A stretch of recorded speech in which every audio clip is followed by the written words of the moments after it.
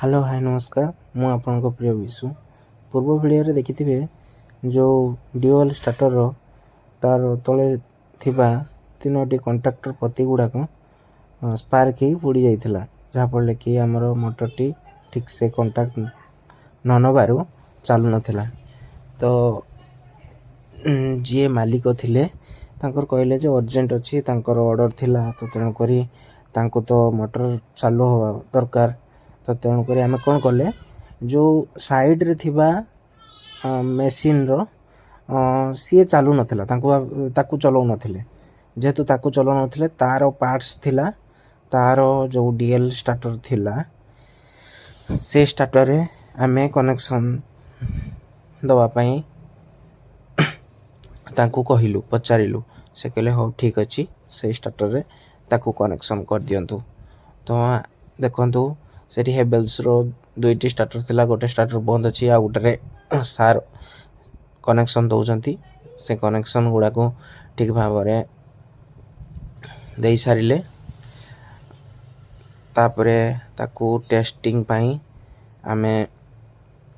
देखेलु testing कर देखेलु आ motor T उल्टा गला एते परिश्रम कलु तो मोटर उल्टा गला। आपण माने जदी कई इलेक्ट्रिशियन थिबे कि कई इलेक्ट्रिक विषय कि जानी थिबे तो 3 फेज मोटर रे जदी उल्टा भूले तार तीनोटी फेज रु गोटे फेज को एपट सपोर्ट कर देले माने रेड जगह रे येलो येलो जगह रे रेड लगे देले पुणी माने तार रोटेशनली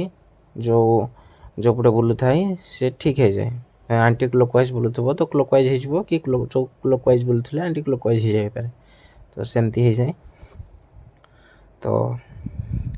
आपण माने देखुथिबे से गुडा को हमें तार गुडा को सही भलिया ही छाड़ी देइचु लगे कि कोन पाइना तांको 2 दिन पर से आरो जो ऑयल ड्यूअल स्टार्टर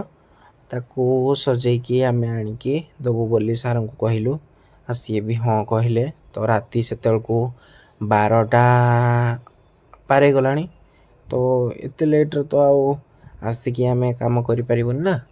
तो तेणु करी तांको कहलु हमें टाइम नेलु जे आपण ही स्टार्टर रे चलांतु आउ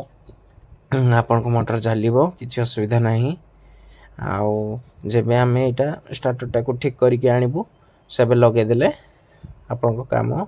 कंप्लीट हो जिवो। सी हां कहले आउ हमें मोटर टी को चालू करके देखौछु देखंतु सारे पे फ्यूज गुडा को लगे देले 3 फेज रो 3टा फ्यूज और न्यूट्रल रो डायरेक्ट थिला। एबे देखंतु मोटर टी को स्टार्ट करिवे सर हाथ मारिवाटा विपद कागिना सेठी 3 फेज अछि 440 हे जिवो। ए देखंतु एबे मोटर टी उल्टा आकार बोलला